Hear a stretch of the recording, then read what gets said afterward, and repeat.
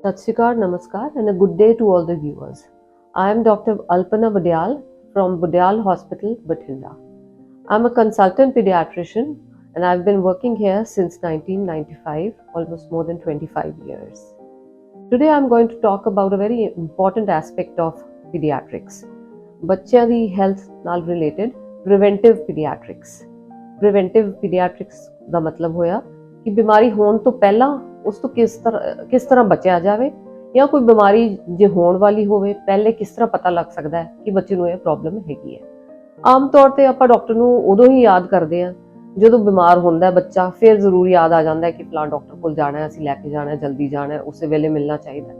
But ਅੱਜ ਕੱਲ੍ਹ ਦੀ ਇਹ ਜ਼ਰੂਰਤ ਹੋ ਗਈ ਹੈ ਕਿ ਉਸ ਦੇ ਨਾਲ ਬਿਮਾਰੀ 'ਚ of course we need to consult a doctor, but ਕਈ ਚੀਜ਼ਾਂ ਇਸ ਤਰ੍ਹਾਂ ਹੈ ਜੋ ਟਾਈਮਲੀ ਜੇ ਚੈੱਕਅਪਸ ਹੁੰਦੇ ਰਹਿਣ ਜਾਂ ਆਪਾਂ ਜਲਦੀ ਇੰਟਰਵੀਨ ਕਰ ਦਈਏ ਤਾਂ ਉਹ ਜਾਂ ਤਾਂ ਉਹਨਾਂ ਤੋਂ ਬਚਿਆ ਜਾ ਸਕਦਾ ਹੈ ਜਾਂ ਉਹਨਾਂ ਦਾ ਜੋ ਵੀ ਅਸਰ ਹੈ ਉਹ ਘੱਟ ਹੋ ਸਕਦਾ ਹੈ। ਜੇ ਜਲਦੀ ਟਾਈਮ ਪਤਾ, ਕਈ ਬਿਮਾਰੀਆਂ ਇਸ ਤਰ੍ਹਾਂ ਜਿਹੜੀਆਂ ਟਾਈਮ ਤੇ ਪਤਾ ਲੱਗ ਜਾਣ ਤੇ ਉਹਨਾਂ ਦਾ ਹੱਲ ਵੀ ਜਲਦੀ ਹੋ ਸਕਦਾ ਹੈ ਐਂਡ ਆਊਟਕਮਸ ਥੋੜੇ ਬੈਟਰ ਹੋ ਸਕਦੇ ਹੈ। ਇੱਕ ਬਹੁਤ ਹੀ ਇੰਪੋਰਟੈਂਟ ਇਸ ਦਾ ਐਸਪੈਕਟ ਹੈਗਾ ਵੈਕਸੀਨੇਸ਼ਨ, ਜੋ ਕਿ ਸਾਰਿਆਂ ਨੂੰ ਜਿਹਦੇ ਬਾਰੇ ਜਾਣਕਾਰੀ ਹੈਗੀ ਹੈ। ਟੀਕਾਕਰਨ ਜਿਹੜਾ ਹੁੰਦਾ ਹੈ, ਟੀਕਾਕਰਨ ਤੇ ਬੱਚੇ ਦੇ ਪੈਦਾ ਹੋਣ ਤੇ ਹੀ ਸ਼ੁਰੂ ਹੋ ਜਾਂਦਾ ਹੈ and it continues up till the age of 16 or even more. And pediatricians ਕੋਲ ਆਪਾਂ ਸਿਰਫ ਇਹ ਨਾ ਸੋਚੀਏ ਕਿ ਸਿਰਫ ਛੋਟੇ ਬੱਚਿਆਂ ਦਾ ਹੀ ਹੈ। ਹੁਣ currently a pediatrician can treat your child up to the age of 18 or almost near up to it ਕਿ 21 ਤੱਕ ਵੀ ਤੁਸੀਂ pediatrician ਕੋਲ ਜਾ ਸਕਦੇ ਹੋ, ਜਾਣਾ ਚਾਹੀਦਾ ਹੈ, pediatrician ਕੋਲ ਹੀ ਜਾਣਾ ਚਾਹੀਦਾ ਹੈ। ਜਿਹੜਾ ਟੀਕਾਕਰਨ ਹੈ ਉਹਦੇ ਬਾਰੇ ਸਭ ਨੂੰ ਜਾਣਕਾਰੀ ਹੈ। ਸਰਕਾਰੀ ਹਸਪਤਾਲਾਂ ਵਿੱਚ ਵੀ ਲੱਗ ਜਾਂਦੇ, ਕੁਝ ਇੰਜੈਕਸ਼ਨ ਉੱਥੇ ਨਹੀਂ ਲੱਗਦੇ ਜਿਹੜੇ ਕਿ ਬਾਹਰ ਪ੍ਰਾਈਵੇਟ ਹਸਪਤਾਲਾਂ ਵਿੱਚ ਲਗਵਾਏ ਜਾ ਸਕਦੇ ਹਨ। ਪ੍ਰਾਈਵੇਟ ਹਸਪਤਾਲ ਵਿੱਚ ਸਿਰਫ ਇਹ ਐਡੀਸ਼ਨਲ ਐਡਵਾਂਟੇਜ ਹੋ ਜਾਂਦਾ ਹੈ ਕਿ ਨਾਲ ਤੁਹਾਡਾ ਬੱਚੇ ਦਾ ਚੈੱਕਅਪ ਹੋ ਜਾਂਦਾ ਹੈ। ਮੈਂ ਆਪਣੇ ਇੰਨੇ ਸਾਲ ਦੀ ਪ੍ਰੈਕਟਿਸ ਵਿੱਚ ਕਦੀ ਵੀ ਆਪਣੇ ਸਟਾਫ ਤੋਂ ਇੰਜੈਕਸ਼ਨ ਕੋਈ ਵੀ ਵੈਕਸੀਨ ਨਹੀਂ ਲਗਵਾਇਆ। I have prepared and given each and every vaccine to each and every baby of mine. All my children, all my patients they are my babies, like my children. I've always vaccinated them myself. I don't even trust my staff to give the vaccination, the injections. ਸੋ ਉਸ ਦੇ ਨਾਲ ਕੀ ਹੁੰਦਾ ਕਿ ਬੱਚਾ ਜੇ 1.5 ਮਹੀਨੇ ਤੇ 2.5 ਮਹੀਨੇ ਤੇ 3.5 ਮਹੀਨੇ ਤੇ ਜਿਹੜੇ ਇਨੀਸ਼ੀਅਲ ਵੈਕਸੀਨੇਸ਼ਨ ਹੈ ਆਫਟਰ ਬਰਥ ਹੁੰਦੀ ਹੈ ਤੇ ਚੈੱਕਅਪ ਹੋ ਜਾਂਦਾ ਹੈ ਬੱਚੇ ਦੀ weight gain ਹੋ ਰਿਹਾ ਕਿ ਨਹੀਂ, ਉਹਦੀ ਹਾਈਟ ਗੇਨ ਹੋ ਰਹੀ ਨਹੀਂ, ਕੁਝ ਮਾਈਲਸਟੋਨਸ ਹੈ ਉਹ ਅਚੀਵ ਕਰ ਰਿਹਾ ਕਿ ਨਹੀਂ। So we can come to know if a child has any kind of growth failure or any kind of milestone ਜੋ ਉਹਦਾ ਨਹੀਂ ਅਚੀਵ ਹੁੰਦਾ ਤੇ ਆਪਾਂ ਨੂੰ ਟਾਈਮਲੀ ਪਤਾ ਲੱਗ ਜਾਂਦਾ ਹੈ।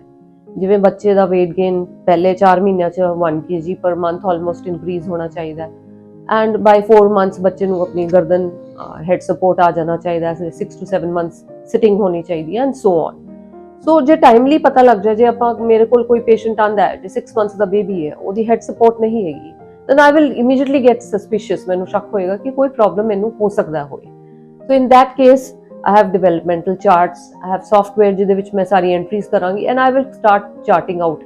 ਉਹਨੂੰ ਮੈਂ ਇਨੀਸ਼ੀਅਲੀ ਜਲਦੀ ਵਿਜ਼ਿਟਸ ਲਈ ਬੁਲਾਵਾਂਗੀ ਐਂਡ ਅਸੀਂ ਪਤਾ ਕਰਨ ਦੀ ਕੋਸ਼ਿਸ਼ ਕਰਾਂਗੇ ਕਿ ਇਹ ਪ੍ਰੋਬਲਮ ਕਿਉਂ ਹੋ ਰਹੀ ਹੈ। Is it simply or normal ਕਿ ਹੋ ਸਕਦਾ ਉਹ ਬੇਬੀ ਪ੍ਰੀਮੈਚੁਰ ਹੋਏ ਤਾਂ ਉਹਦਾ ਮਾਈਲਸਟੋਨ ਡਿਲੇਡ ਹੈ, ਜਾਂ ਮੇਬੀ ਹੋ ਸਕਦਾ ਕੋਈ ਟ੍ਰੀਟੇਬਲ ਕਾਜ਼ ਹੋਏ ਇਸ ਲਈ ਉਹਦਾ ਮਾਈਲਸਟੋਨ ਡਿਲੇ ਹੋ ਗਿਆ। So that is one important aspect.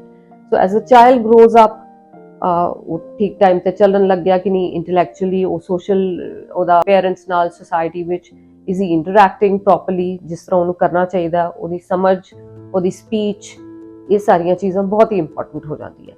ਜੇ ਆਪਾਂ ਬਿਹੇਵੀਅਰ ਨੂੰ ਹੀ ਕੰਟੀਨਿਊ ਕਰੀਏ ਤੇ as a child grows older ਕੋਈ ਟੈਂਟਰਮਸ ਤੇ ਨਹੀਂ ਹੋ ਰਹੇ, ਐਂਗਰ ਸਪੈਲਸ ਤੇ ਨਹੀਂ ਹੈ, ਉਹ ਖੇਲ ਪਾਉਂਦਾ ਬੱਚਿਆਂ ਨਾਲ, ਕੋਈ ਐਦਾਂ ਤੇ ਨਹੀਂ ਕਿ ਉਹ ਗੱਲ ਹੀ ਨਹੀਂ ਕਰਦਾ ਹੈ।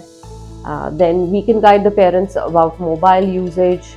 ਅੱਜ ਕੱਲ੍ਹ ਬਹੁਤ ਹੀ ਜ਼ਿਆਦਾ it has become a menace, specially after covid. ਛੋਟੇ ਬੱਚਿਆਂ ਕੋਲ ਮੋਬਾਈਲ ਹੈਗੇ ਹੈ ਐਂਡ ਸਕਰੀਨ ਟਾਈਮ ਜਿਹੜਾ ਕਿ 5 ਸਾਲ ਤੋਂ ਛੋਟੇ ਬੱਚਿਆਂ ਵਿੱਚ ਬਿਲਕੁਲ ਵੀ ਨਹੀਂ ਹੋਣਾ ਚਾਹੀਦਾ। ਤੁਸੀਂ ਦੇਖਦੇ ਹੋਗੇ ਕਿ ਈਵਨ ਸਾਲ ਤੋਂ ਛੋਟੇ ਬੱਚਿਆਂ ਨੂੰ ਬਿਨਾਂ ਮੋਬਾਈਲ ਤੋਂ ਉਹ ਖਾਣਾ ਨਹੀਂ ਖਾਂਦੇ ਹੈ। So we can guide the parents ਕਿ this is not a right practice, ਇਹ ਨਹੀਂ ਕਰਨਾ ਚਾਹੀਦਾ ਆਪਾਂ ਨੂੰ।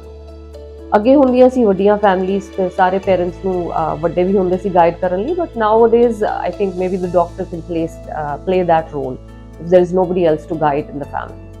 So as children grow older, their problems also keep on changing and a pediatrician is one person to whom you can always come, and especially if I have seen a child from birth So when sometimes children come to me ਜਿਹੜੇ 14 15 16 ਸਾਲ ਉਹਨਾਂ ਦੀ ਹੋਰ ਉਸ age ਨਾਲ related problems ਹੁੰਦੀਆਂ, so we are able to guide the parents and they also trust us ਸਾਨੂੰ ਕਿ ਅਸੀਂ ਉਹਨਾਂ ਨੂੰ ਠੀਕ ਤਰ੍ਹਾਂ ਹੀ ਗਾਈਡ ਕਰਾਂਗੇ।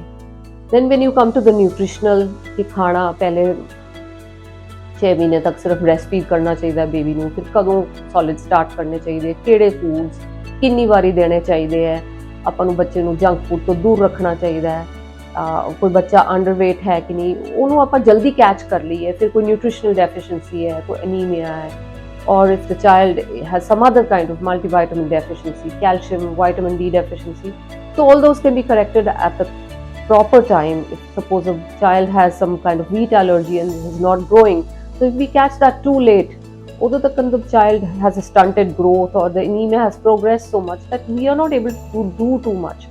If we catch a child at 14 or 15, by that time the height is affected, ਉਹਦੀ ਬੱਚਾ ਉਹ ਆਪਣੀ actual height ਜਿਹੜੀ achieve ਕਰੇਗਾ ਉਹ ਕਰੇਗਾ ਨਹੀਂ। so that is another aspect, the nutritional aspect. After that we can the next thing we can talk about is junk, or matlab that is one is under nutrition, ਦੂਸਰੀ ਗੱਲ obesity, weight ਦਾ ਜ਼ਿਆਦਾ ਵੱਧ ਜਾਣਾ ਉਹ ਵੀ ਇੱਕ problem ਆਪਣੇ ਆਪ 'ਚ ਹੋਣੀ ਸ਼ੁਰੂ ਹੋ ਗਈ ਹੈ। ਤੇ ਆਪਾਂ ਨੂੰ ਇਹ ਨਹੀਂ ਸੋਚਣਾ ਚਾਹੀਦਾ ਜੀ ਹੈਲਦੀ ਮੋਟਾਪਾ ਹੀ ਹੈਲਥ ਹੈਗੀ ਹੈ, ਮੋਟਾਪਾ is not equal to health. In fact if a child is very obese, ਜ਼ਿਆਦਾ ਉਹਦਾ weight ਹੋ ਰਿਹਾ ਹੈ, ਆਪਾਂ ਨੂੰ ਦੇਖਣਾ ਪੈਣਾ ਕਿ ਉਹਦੀ ਡਾਇਟ ਨੂੰ, ਮੇਬੀ ਆਪਾਂ ਬੱਚਿਆਂ ਨੂੰ we don't ask them to diet ਜਾਂ ਭੁੱਖਾ ਰਹਿਣ ਨੂੰ ਨਹੀਂ ਕਹਿੰਦੇ, ਬਟ ਵੀ ਆਸਕ them ਕਿ what are you eating, ਉਹਨਾਂ ਨੂੰ ਗਾਈਡ ਕਰਦੇ ਨੇ ਵੀ proper food should be eaten, ਮਤਲਬ proper food elements should be introduced. junk food, lays, chips, anything in a packet is not good, ਆਪਾਂ blanket ਹੀ ਕਹਿ ਸਕਦੇ ਹਾਂ ਕਿ so we should try ਕਿ ਉਹ ਚੀਜ਼ ਉਹਨਾਂ ਚੀਜ਼ਾਂ ਦਾ ਯੂਜ਼ੇਜ ਰਿਸਟ੍ਰਿਕਟ ਕੀਤਾ ਜਾਏ। Parents should be guided. ਨਹੀਂ ਤਾਂ ਕਈ ਵਾਰੀ ਪੇਰੈਂਟਸ ਨੂੰ ਲੱਗਦਾ ਕਿ ਅਸੀਂ ਆਪਣੇ ਬੱਚੇ ਨੂੰ ਲਾਡ ਕਰ ਰਹੇ ਹਾਂ, ਮੇਬੀ ਅੱਛੀ ਚੀਜ਼ ਕਰ ਰਹੀ ਹਾਂ ਕਿ ਮਹਿੰਗੀ ਚੀਜ਼ ਹੈਗੀ ਹੈ, ਪੈਕਟ 'ਚੋਂ ਹੈ ਤੇ ਲੈ ਦਈਏ, ਤਾਂ that is not something ਆਪਾਂ we don't advise them.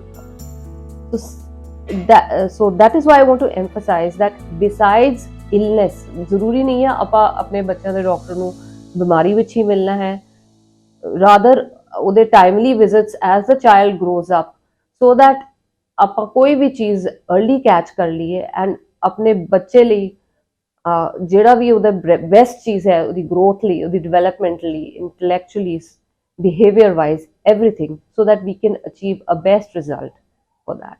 Thank you.